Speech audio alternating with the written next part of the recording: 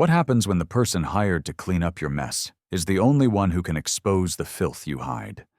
Before we dive into this insane story of revenge, power, and the sweet, sweet taste of justice, do me a favor. Hit that subscribe button and turn on notifications for Goliath Chronicles. You think you know stories about the underdog? You have no idea. Trust me, you're not going to want to miss a single detail of how a woman with a mop and bucket brought a billion-dollar empire to its knees.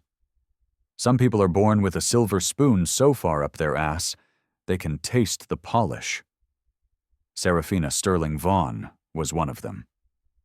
Her words, sharp and cold as the diamond on her finger, cut through the humid Houston air. You people really need to learn your place. She ground the pointed heel of her Manolo Blahnik into the freshly polished marble floor of the Apex Tower lobby, a floor that Alani Reyes had just spent the last hour perfecting. A deliberate, ugly black scar marred the gleaming surface. A heavy, cream-colored invitation slapped onto Alani's cleaning cart, landing precariously close to a spray bottle of Windex. "You should come to our foundation's gala," Serafina sneered, her tennis bracelet, a casual river of diamonds, catching the harsh fluorescent light. "We always welcome the help." Her laugh wasn't a sound of joy, it was the noise of shattering glass echoing down the empty corridor. The cloying scent of Serafina's $900 a bottle Baccarat Rouge perfume mingled with the sharp, clean smell of lemon disinfectant. It was a toxic cocktail, just like the smile plastered on her perfectly made-up face. As if to punctuate her cruelty, Serafina's heel struck the side of Alani's industrial-grade bucket. Crack!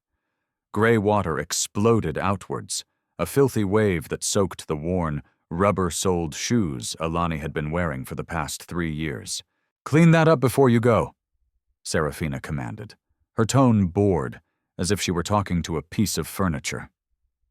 "Harrison has a board meeting at 7 a.m. She turned on her heel, the red sole of her shoe flashing like a warning light, already dismissing the woman whose work and dignity she had just trampled. Alani watched the dirty water seep into the grout lines, a dark stain spreading across the white marble. 45 years old, a master of business administration from the University of Texas. And here she was, the executive manager for Trinity Pro Cleaning Services, instead of the corporate strategist she was trained to be. She was an expert in commercial maintenance, the holder of 3 patent-pending systems that could literally revolutionize the industry, and she was completely invisible to the woman who had just undone an hour of her meticulous labor without a second thought. Her phone buzzed in her pocket. A text from her daughter, Sophia. "Mom, remember what you always say?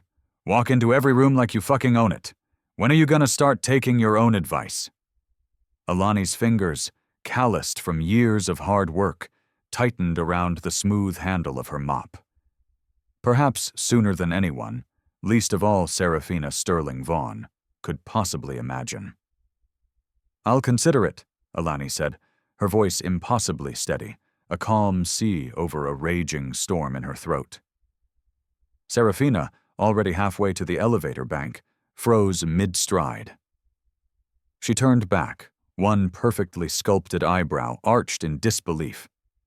"Oh, honey," she cooed, her voice dripping with condescension. "It's $10,000 a plate." Her smile sharpened, becoming a weapon. "I was just being... what's that word everyone's using? Inclusive. You know, the board's diversity initiative and all that." Alani said nothing. She was already calculating the precise chemical mixture and polishing technique required to remove the scuff mark without etching the delicate marble. Some stains, she knew, ran far deeper than the surface, and some took a hell of a lot more than soap and water to clean up. Apex Tower, a gleaming monument of steel and glass piercing the Houston sky, was the headquarters of Vaughn Global Enterprises, a $10 billion commercial real estate empire built on a foundation of ruthless acquisition and so-called urban renewal. They were masters of the hostile takeover executed with smiling faces and press releases that spoke of community revitalization. In reality, their projects displaced entire neighborhoods, replacing generational homes and small businesses with luxury condos and sterile corporate plazas. Alani knew their playbook intimately. Years before she ever donned the navy blue uniform with the embroidered Trinity Pro logo, she had sat in this very building across a polished mahogany desk from Harrison Vaughn himself. She had submitted her resume, a resume that boasted a 4.0 GPA and a groundbreaking thesis on sustainable urban development. He'd rejected her without a second thought. "Not the right fit," he'd said, his eyes barely scanning the qualifications she had sacrificed so much to earn. He didn't recognize her now, of course. To him, and to his wife, the uniform rendered her invisible, a ghost who polished their world and disappeared before dawn. Tonight, the 80th floor boardroom required special attention. Pushing her cart through the silent, cavernous halls, Alani used her master key to enter the nerve center of Vaughn Global. As she expected, papers were scattered across the massive conference table. Confidential files, acquisition targets, 3 minority-owned businesses in the historic Fifth Ward, all struggling to stay afloat after the economic downturn. The handwritten notes in the margins were brutally explicit. Leverage financial distress. Offer 30% below market. Emphasize their limited options. It was a predator's diary. Something else caught her eye, tucked carelessly into a leather portfolio. Financial documents for Serafina's pet project, the Sterling Vaughn Future Leaders Foundation. The numbers were wrong. They didn't align. Alani could see massive donations flowing in from Vaughn Global's corporate partners, donations that likely secured them favorable contracts. But the distributions flowing out were laughably small. Most of the funds were being funneled into a labyrinth of offshore accounts, all vaguely labeled administrative expenses and consulting fees. Alani, a woman who had managed budgets and balanced spreadsheets to the penny her whole life, knew a shell game when she saw one. Her hand trembled almost imperceptibly as she pulled out her phone, quietly snapping crystal-clear photos of every incriminating page. The distant ding of an elevator startled her. Voices were approaching. With practiced speed, Alani arranged the papers back into their folders, her posture shifting, melting back into the submissive, unassuming stance expected of the cleaning staff.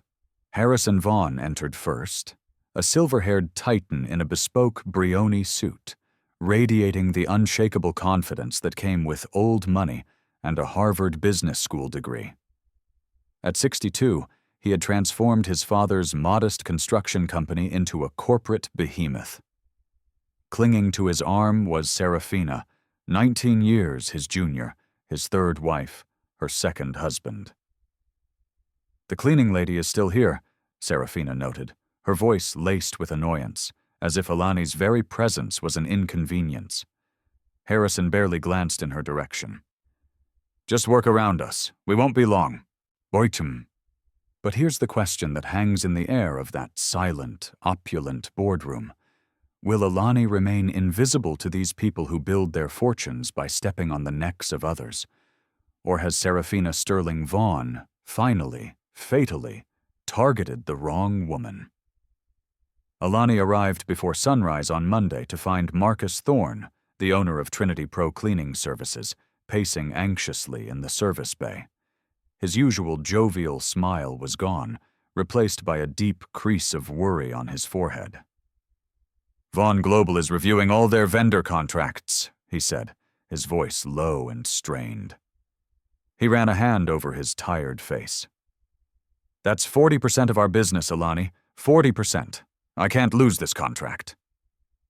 A cold pit formed in Alani's stomach. "Did they say why?" "Apparently," Marcus said, finally looking at her, his eyes filled with a mixture of fear and apology. "Someone complained about staff conduct. A board member's wife." The knot in Alani's chest tightened into a vice. It was Serafina. This was her petty, vindictive revenge for the gala exchange, a power play to remind Alani of her place. "I'll speak with her," Alani offered, her voice firm. "I'll apologize, smooth it over." "No." Marcus's voice was sharper than she'd ever heard it. "That's exactly what you can't do. Don't go anywhere near her. Promise me you'll just keep your head down, do your job and leave. 16 families depend on this contract, Alani." Alani thought of her team. Maria, a single mother saving every spare dollar for her son's college tuition. Abdul, sending money back home to support his entire extended family in Somalia. Luis, working 2 jobs to pay for his wife's mounting medical bills. They were good, hard-working people, and their livelihoods were now hanging by a thread because Serafina Vaughn felt disrespected. "I promise," she said, the words tasting like ash in her mouth. As Marcus left, the main service elevator doors opened. Evelyn Reed, Vaughn Global's chief financial officer, stepped out.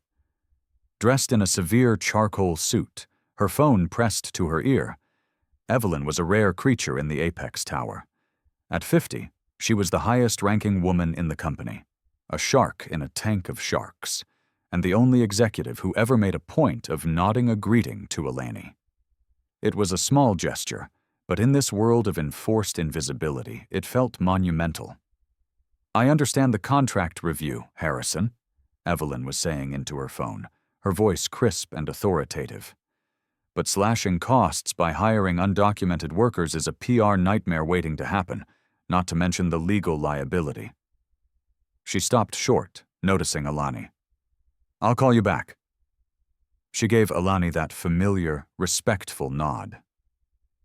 "Ms. Reyes." "Ms. Reed," Alani replied. "Your team does exceptional work," Evelyn said, her gaze direct. "I notice, particularly your attention to detail on the executive floor." "Thank you, ma'am. We take pride in our work." Just then, Marcus, having forgotten his briefcase, hurried back. He saw Evelyn and his face lit up with a desperate hope. He quickly introduced himself, his hand extended. Evelyn's handshake was firm, no nonsense. "Your team is excellent," she repeated.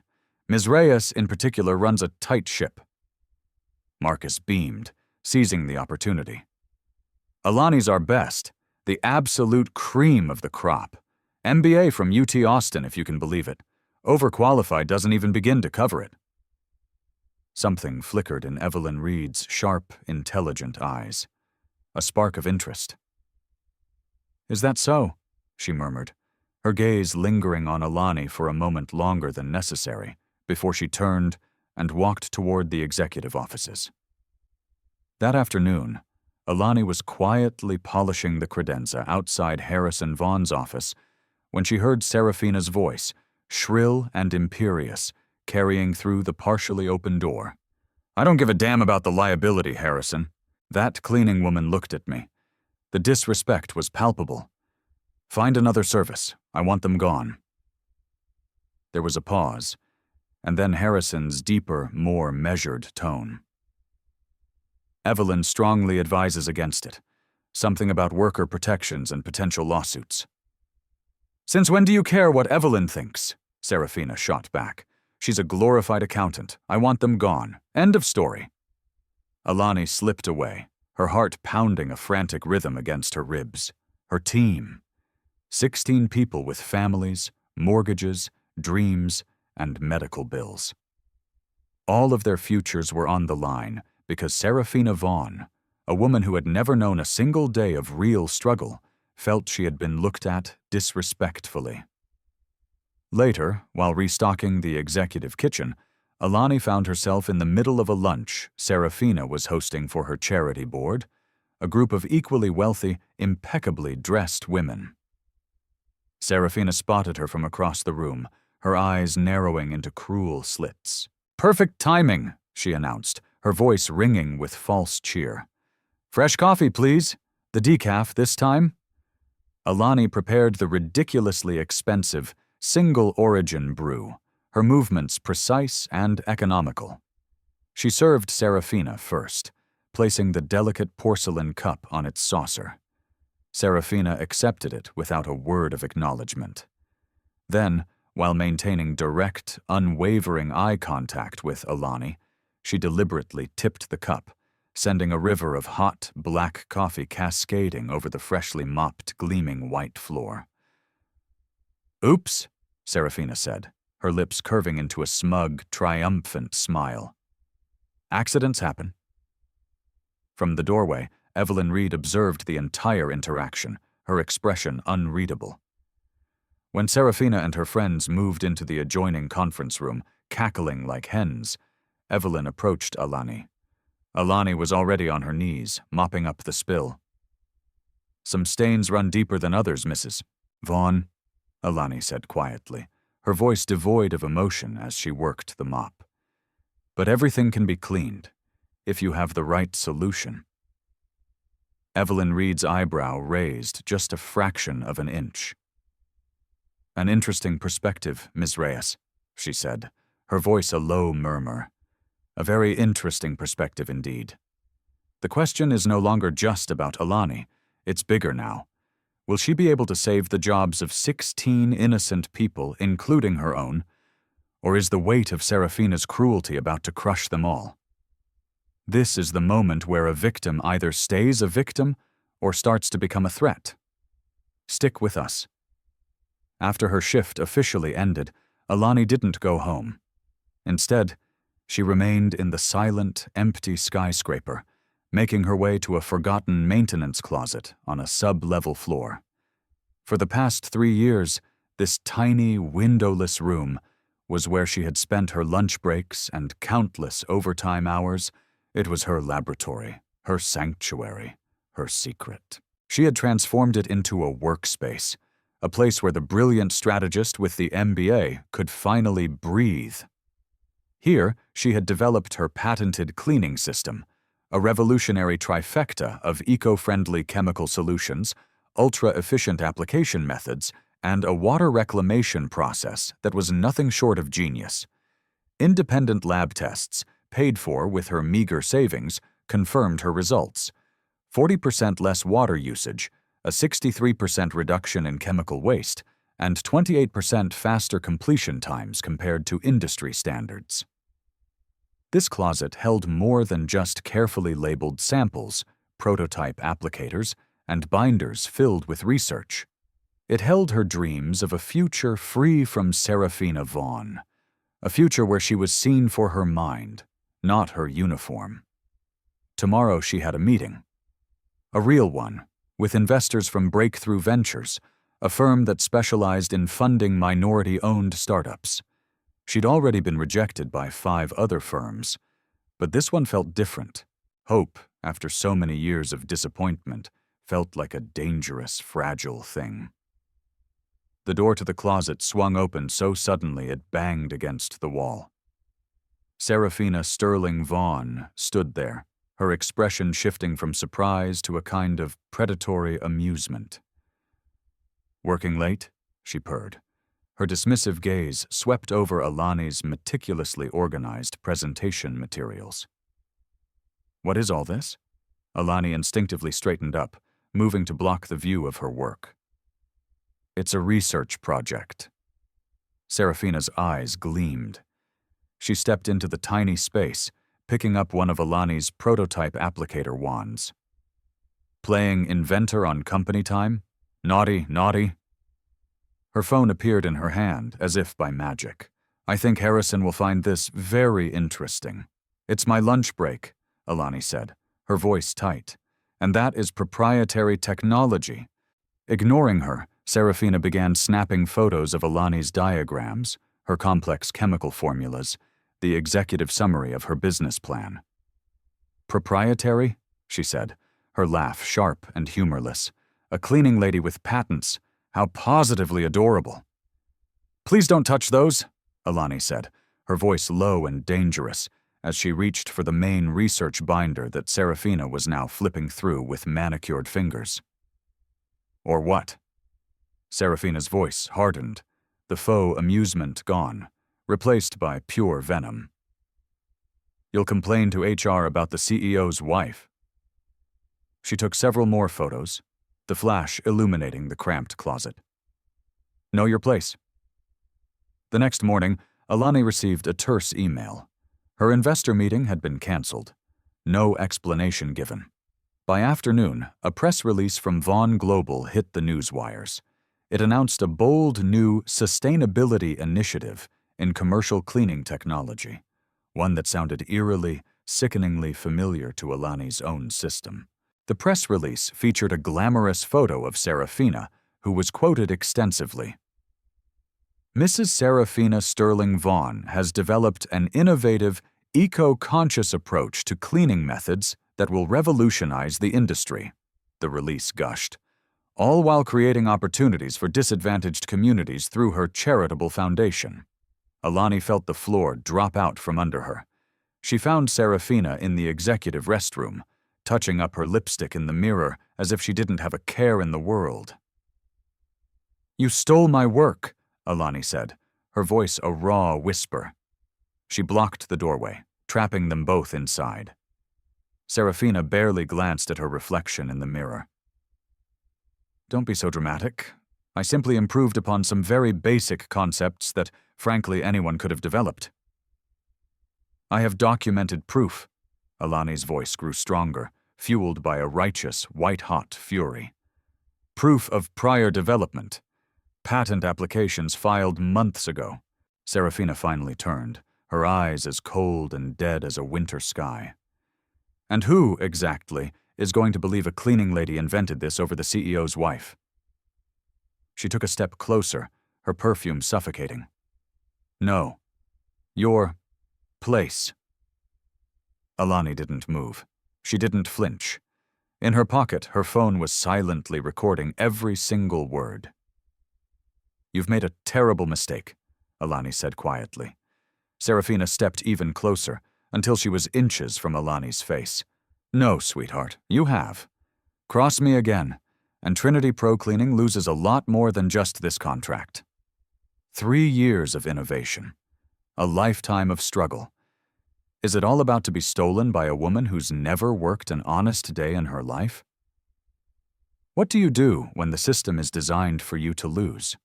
You don't play by the rules. You change the entire goddamn game."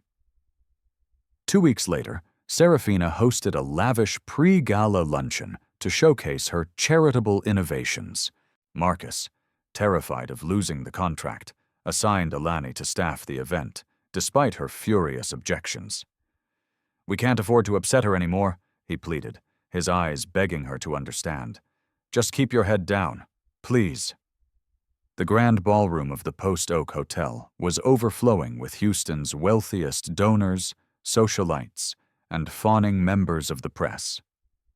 Alani moved through the crowd with a tray of champagne flutes, invisible as always.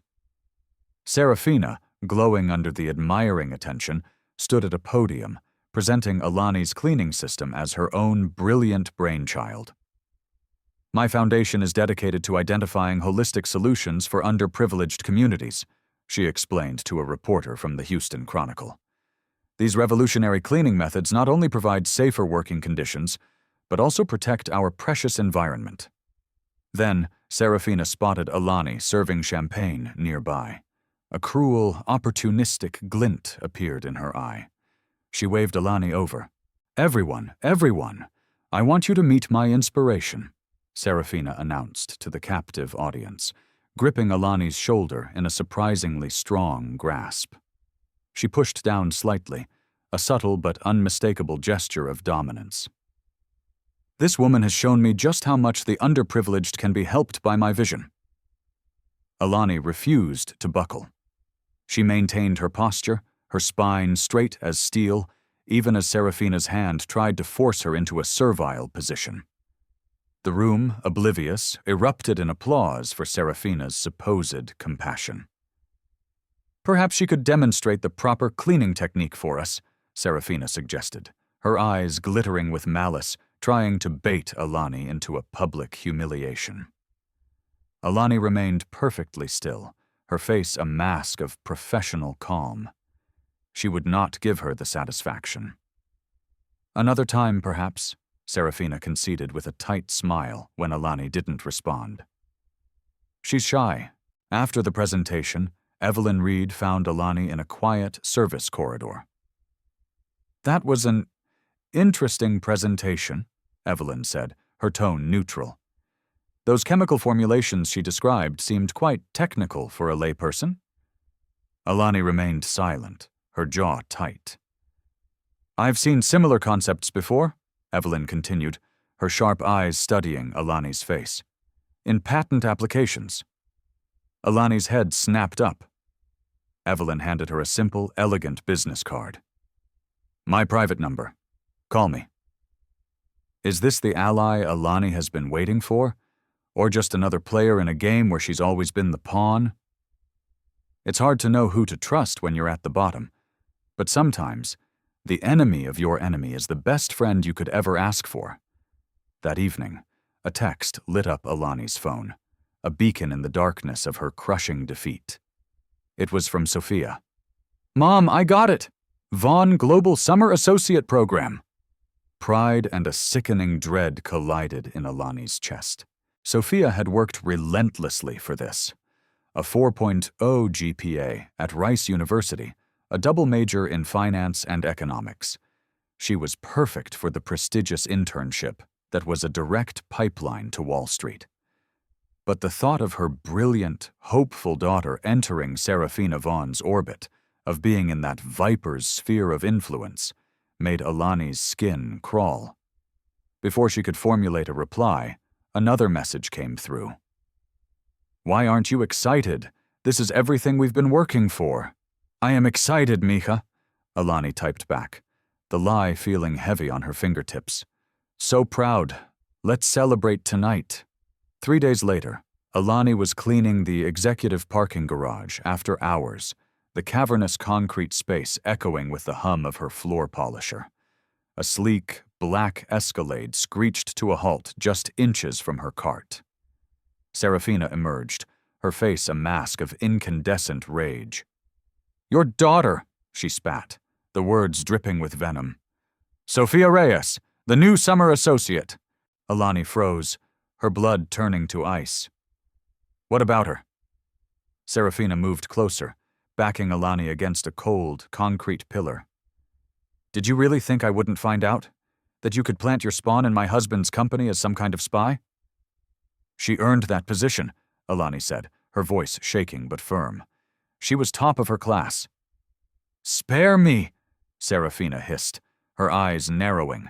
Here's what's going to happen now. You are going to behave. No more ridiculous accusations. No more attitude. You will do your job with a smile on your face, or your ambitious little daughter is going to learn exactly how the world really works for people like you. Are you threatening my child? I'm explaining consequences, Serafina's cruel smile returned. Summer associates are evaluated very subjectively. It would be such a shame if a promising young career were to end before it even began. The Escalade's engine roared to life, and she sped away, leaving Alani trembling in the echoing darkness. Will Alani sacrifice her own fight, her own justice to protect her daughter's future? Or will this threat against the one person she loves more than life itself be the final push she needs to burn their whole corrupt world to the ground? Alani's small apartment felt like it was closing in on her. The walls were covered in her life's contradictions. Spread across her dining table were her business plans, her patent applications, and a small pile of rejection letters. 3 years of hope and disappointment laid bare. Her navy blue cleaning uniform hung on the back of her bedroom door, directly opposite her framed MBA diploma from the University of Texas. 2 worlds that were never supposed to intersect.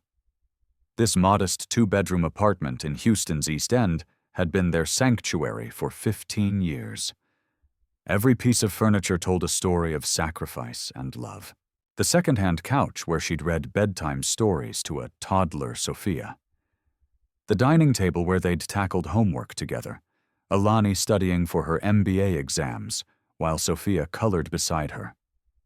This was the home she had built, the life she had fought for. And now, Serafina Vaughn was threatening to tear it all down. She buried her face in her hands, the hypocrisy of her own life burning like acid in her throat. For years, she'd taught Sophia to stand tall, to speak up, to never let anyone diminish her worth, all while she silently endured Serafina's daily degradations. The front door opened, and Sophia burst in, her usual excitement fading the moment she saw her mother's face.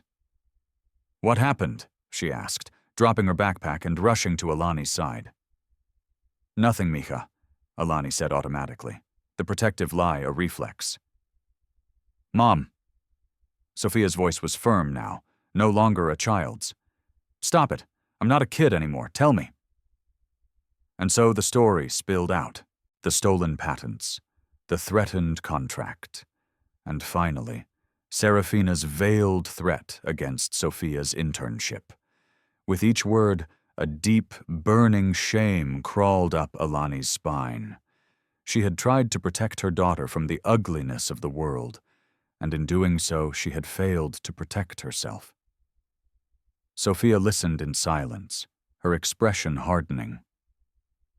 When Alani finished, Sophia walked over to the wall and took down the framed diploma. She held it in her hands. "You've spent my entire life teaching me to never let anyone make me feel small," Sophia said, her voice quiet but fierce. "So why are you letting this woman do it to you? To us? It's complicated." "No, it's not." Sophia's eyes, the same determined eyes of the grandmother she was named after, flashed with an inherited fire. "You are smarter than her. You are stronger than her. You always have been." Alani closed her eyes, and the years fell away. She was back at UT 15 years earlier, sleep-deprived and running on caffeine and pure grit, a single mother in Professor Miller's advanced corporate strategy class. She had challenged the conclusion of a case study. "With all due respect, Professor," she had said, her heart pounding, "this acquisition strategy prioritizes short-term shareholder returns at the expense of sustainable community growth." Professor Miller had laughed, a dismissive, patronizing sound. "Ms. Reyes, perhaps you should focus on completing the assignment as written. Executive-level strategy may not be your natural strength." The implicit bias, the casual sexism and racism hung thick in the air. But Alani hadn't backed down. "Actually," she had continued, her voice steady, "the financials in Appendix C show this exact approach resulted in a 24% devaluation of the acquired company within 18 months.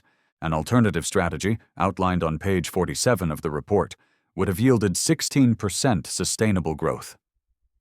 Silence. Professor Miller fumbled with the documents. Then, a voice from the back of the room cut through the tension. "Ms. Reyes is correct. It was a guest lecturer, a rising star from a major consulting firm. Excellent analysis." After class, the woman had approached her. "You have sharp instincts. Don't let anyone convince you otherwise." That guest lecturer's name was Evelyn Reed.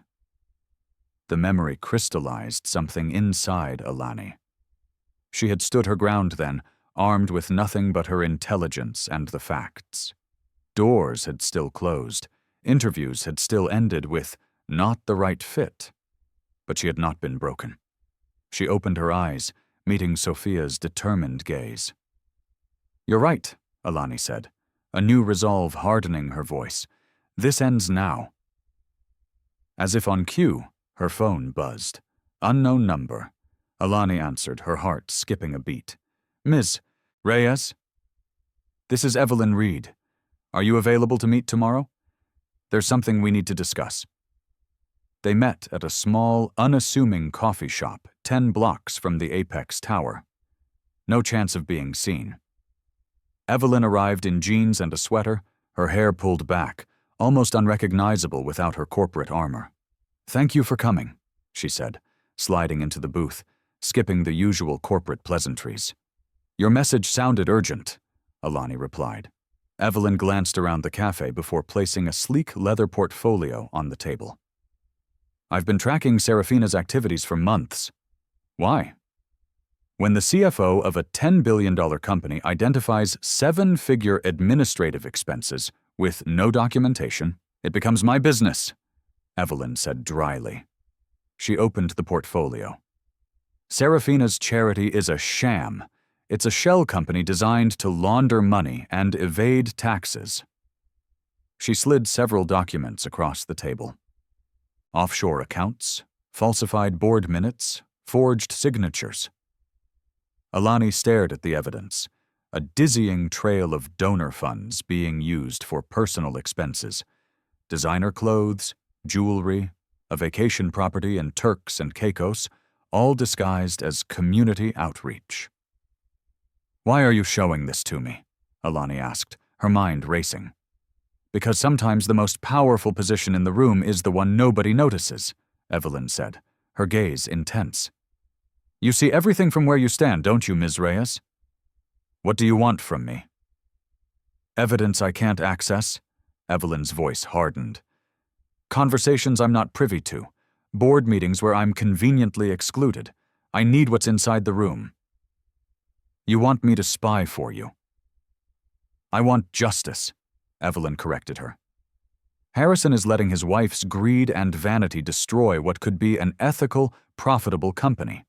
Serafina is stealing money meant for educational programs for kids who need it. And now, she paused, they are stealing your intellectual property. Alani's head snapped up. How did you know? I review all new corporate initiatives. I recognized your formulations from the patent databases immediately. Evelyn leaned forward, her voice dropping to a conspiratorial whisper. They think we're invisible, Alani. They think we'll just stand by and take it. That's about to become a very expensive mistake for them. I've been fighting this battle alone for years, Alani said, the weight of that solitude heavy in her voice. Why should I trust you now? Evelyn was silent for a moment. 15 years ago, University of Texas, Professor Miller's strategy class. Alani's breath caught in her throat. That was you? I never forgot that student, Evelyn said with a slight smile. The one who stood her ground, even when the whole room was trying to silence her. I've been watching your career from a distance, wondering why someone with your talent never reached her potential. Now I understand who was blocking your path. What exactly are you proposing? A partnership, Evelyn said, her eyes gleaming with strategic brilliance. You provide me with the final pieces of evidence I need to expose Serafina. In return, I protect your daughter's position and ensure your patents remain yours. And together, she held Alani's gaze, we take back this company from the people who don't deserve to run it. That night, Alani's apartment became a war room. She called her pro bono patent lawyer. She called former classmates now in key corporate positions. She built a network, a silent army. A strategy began to form, intricate and beautiful in its audacity. The following weekend, Alani and Sophia went shopping. They went to a small boutique in the Heights, owned by a former Vaughn global executive who'd been forced out by Serafina. The owner helped Alani select a gown for the gala, an elegant midnight blue dress, subtle yet commanding.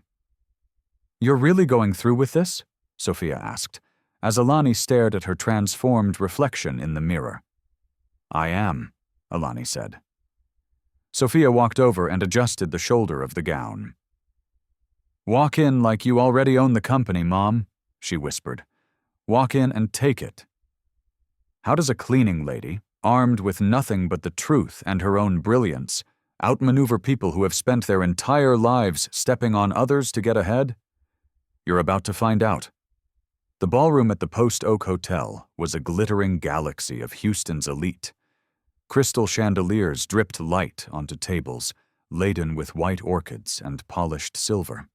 At the entrance, Serafina Sterling Vaughn, resplendent in a crimson gown that cost more than Alani's annual salary, greeted the city's most powerful politicians, oil barons, and socialites. At $10,000 a plate, the event had raised over $3 million for the Sterling Vaughan Future Leaders Fund. Money Alani knew was destined for a Caribbean bank account, not a college scholarship.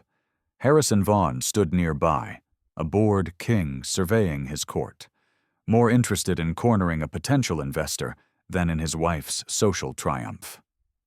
Evelyn Reed arrived alone, offering Serafina a nod so brief it was almost an insult before sweeping into the room. Serafina's smile tightened, but her attention was quickly diverted. At 8:17 p.m., exactly 17 minutes after the gala's official start time, the grand ballroom doors opened one last time. Alani Reyes stepped through. The midnight blue gown flowed around her, subtle silver threads catching the light. Her hair was swept into an elegant chignon, and the simple diamond earrings her mother had left her were her only jewelry. It was a complete and stunning transformation. A ripple of silence spread outwards from the entrance. Conversations faltered. Champagne glasses paused mid-air. Serafina's practiced greeting died on her lips as she turned to see the source of the disruption. For 3 years, Serafina had looked through Alani. Now, for the first time, she truly saw her. Recognition dawned in her eyes, quickly followed by pure, undiluted outrage. She moved to intercept Alani, her red gown swishing like a matador's cape. "The staff is supposed to use the service entrance, honey," she hissed, her voice low and menacing. Suddenly, Evelyn was at Alani's side. "Serafina," she said, her voice cool and clear, "I'd like to introduce my special guest and potential new business partner, Alani Reyes." Serafina's perfectly painted mouth opened, then closed, then opened again. She was speechless. She's our cleaning lady." "Tonight," Alani said, meeting Serafina's furious gaze without flinching. "I'm not here to clean, I'm here to collect." She and Evelyn moved past the stunned Serafina and into the heart of the ballroom. Whispers trailed in their wake like the train of a gown. "Who is she?" "That's Vaughan's housekeeping manager." Why did Reed just call her a business partner? Alani navigated the glittering crowd with an ease that belied her pounding heart. Years of silent observation had been her education. She knew who was allied with whom, who was nursing a grudge, who was loyal only to the highest bidder. Information gathered while invisible had just become power now that she was seen. Harrison Vaughan, finally noticing the woman who was inexplicably commanding the attention of his most important board members, approached them. "Ms. Reed." He nodded curtly to Evelyn, then turned his practiced politician's smile on Alani. "I don't believe we've had the pleasure." He extended his hand. "Harrison Vaughan." "We have met, actually," Alani replied, her handshake firm and steady. "Several times." Confusion flickered across his face. "I'm sorry, you look familiar." "I've cleaned your office every night for the last 3 years," Alani said, her voice carrying just enough for the surrounding guests to hear. "And before that, you rejected my application for your strategic development team. The view is certainly different from where I'm standing now." The color drained from Harrison's face. "I see. Well, welcome to our event." "I'm enjoying it immensely," Alani replied smoothly, "though I am particularly curious about your company's new sustainability initiative, the one that utilizes my patented technology." Harrison blinked, utterly blindsided. "I'm afraid I don't. Your wife has been quite vocal about presenting it as her own innovation," Alani continued, her voice like silk-wrapped steel. "Perhaps we should discuss an appropriate licensing agreement before my attorneys get involved." Harrison shot a desperate look at Serafina, who was now watching their exchange with unconcealed panic. "There seems to be some confusion," he began. "There is no confusion," Evelyn interjected calmly. Ms. Reyes holds verified patents for the systems your wife is taking credit for. We have the documentation. This isn't the appropriate venue for this discussion, Harrison snapped. I agree, Alani said. A courtroom might be more suitable. Just then, the dinner bell chimed. As guests moved toward their tables, Alani found her place card at Evelyn's table, strategically positioned with a direct view of the stage. Throughout the first 2 courses, Serafina's composure began to fray. Her laughter grew brittle, her movements jerky. Finally, she could take it no more. She stood abruptly, tapping her champagne flute for attention. I'd like to thank you all for supporting the Future Leaders Fund, she began, her voice tight. I'm especially moved, she continued, her gaze locking onto Alani, to see how our cleaning lady managed to afford a $10,000 plate. Perhaps we should check the silverware count before she leaves? A wave of shocked murmurs swept the room. Alani remained perfectly still, her face a serene mask. Then Evelyn stood. Since we are acknowledging special guests, she announced, her voice resonating with authority, I'd like to request everyone's attention for a brief presentation that is highly relevant to tonight's fundraiser. We haven't scheduled any presentations, Serafina sputtered. Consider it breaking news, Evelyn replied, nodding to a hotel staff member. The ballroom's massive projection screen lit up. The first slide showed the official financial statement for the Sterling Vaughan Future Leaders Fund. What are you doing? Serafina hissed. Financial transparency, Evelyn replied coolly. The next slides were devastatingly simple, showing incoming donations juxtaposed against outgoing charitable distributions. As you can see, Evelyn's voice narrated the corporate execution. Of the $3.2 million raised last year, only $112,000 went to actual educational programs. The rest, the next slide showed a web of offshore accounts, was directed to administrative expenses.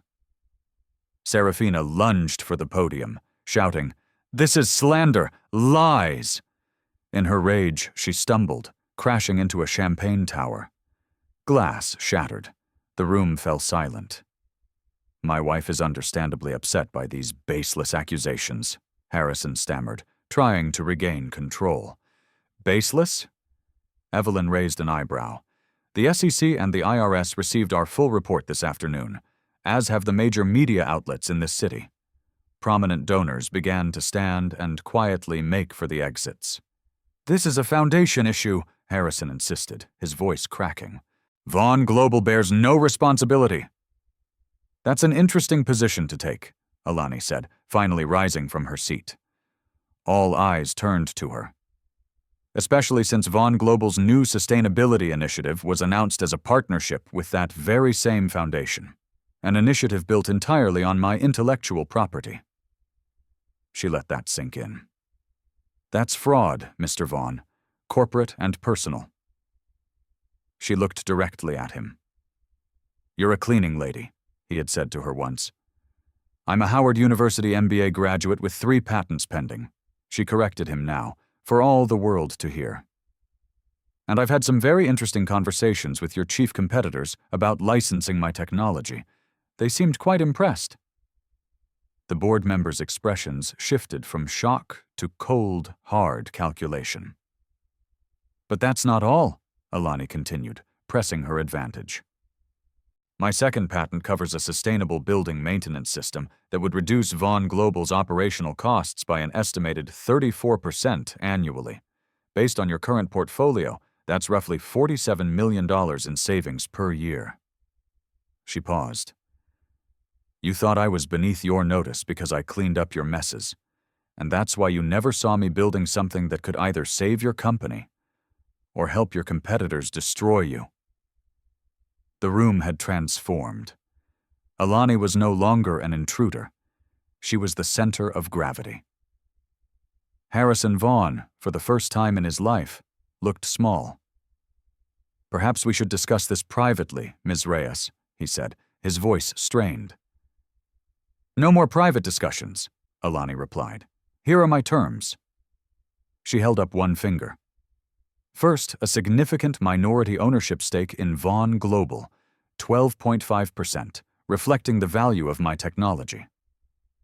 A second finger. An ethical oversight committee for all future acquisitions, with myself as chairperson. A third. A legitimate scholarship foundation for overlooked MBA candidates, properly managed and transparently funded. And a fourth.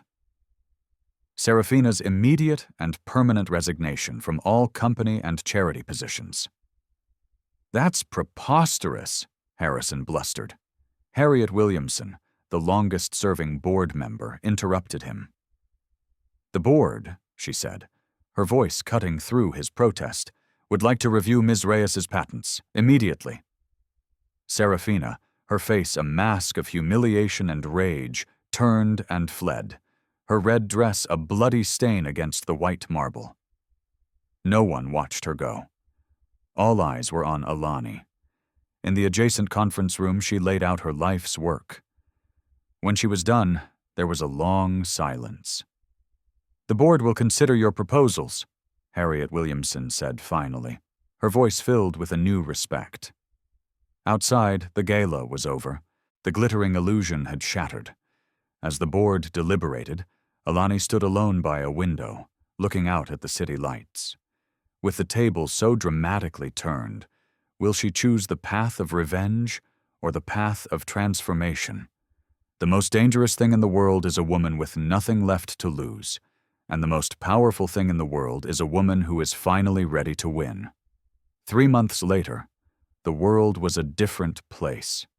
The Sterling Vaughn Future Leaders Fund had imploded under the weight of an SEC investigation. Serafina's offshore accounts were frozen, her assets seized. She accepted a plea deal, probation, massive financial penalties, and court-ordered community service. The media delighted in the irony.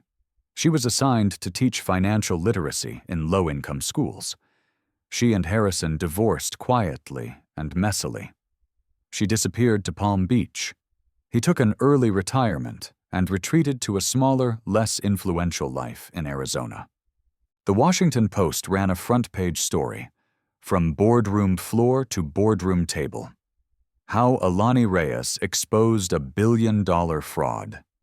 The hashtag #NoChunkInvisibleInnovators trended for weeks as similar stories of overlooked and exploited workers surfaced across the country. At an emergency shareholder meeting, the board unanimously appointed Evelyn Reed as interim CEO of Vaughn Global, and Alani's licensing agreements were finalized.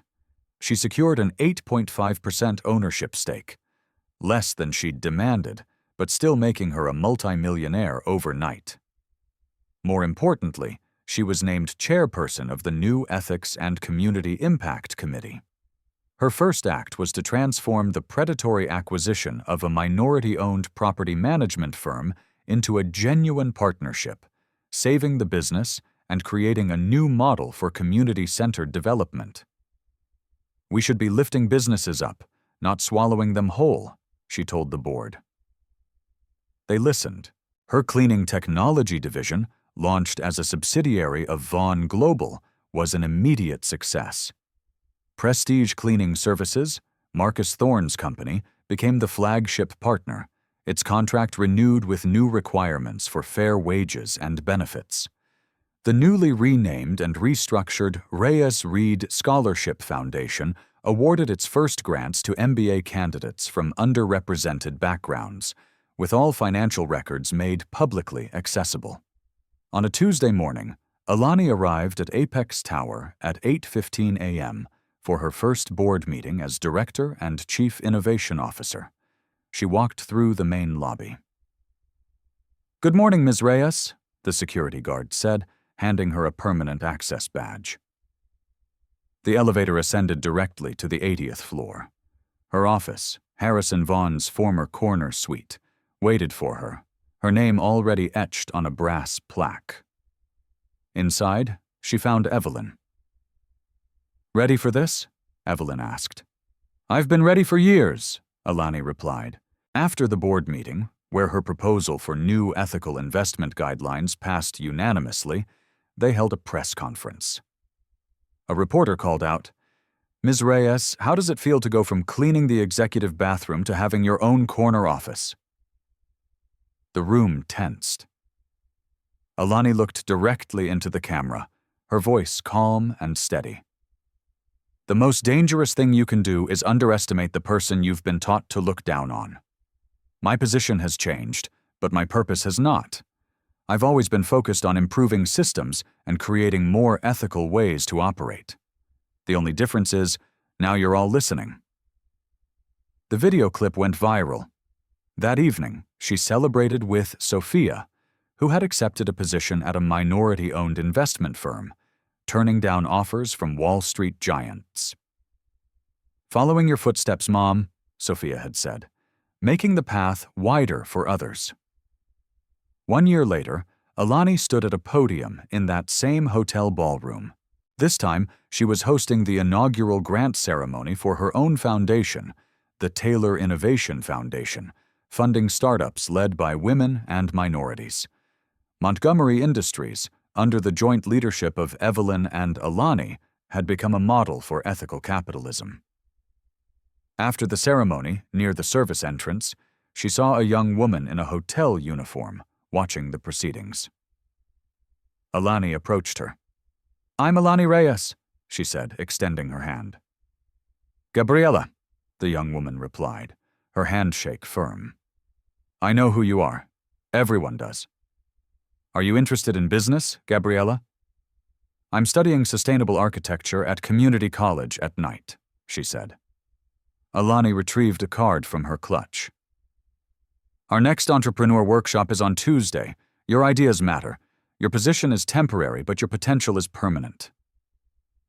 Gabriela stared at the card. "I couldn't possibly—" "I said those exact same words once," Alani interrupted gently. "I was wrong, so are you." Later that night, back in her office, overlooking the city, she straightened a slightly crooked picture frame on the wall, an old habit from a different life. The boardroom table was set for the next day's meeting, the same table where she once gathered confidential documents in secret. She looked at her reflection in the floor-to-ceiling window. The woman she had always been, finally seen. Did this story move you?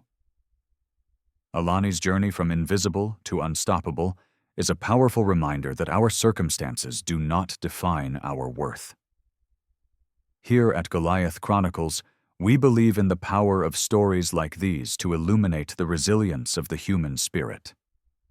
Dignity can't be taken away, only surrendered. And sometimes, the most powerful person in the room is the one nobody notices until it's too late. If you connected with this story of quiet strength and calculated justice, smash that like button to help more people discover it. And if you haven't already, subscribe to Goliath Chronicles for weekly content that showcases the overlooked heroes who rise up against impossible odds. From the shadows to the spotlight, we share the stories that society needs to hear. Now, we want to hear from you. Tag someone in the comments who deserves to be seen for their true potential, not just their current position. Tell us about a time you were underestimated, or share how you're making space for overlooked voices in your community. Because at Goliath Chronicles, every voice matters, and every story has the power to change the world. This is just the beginning.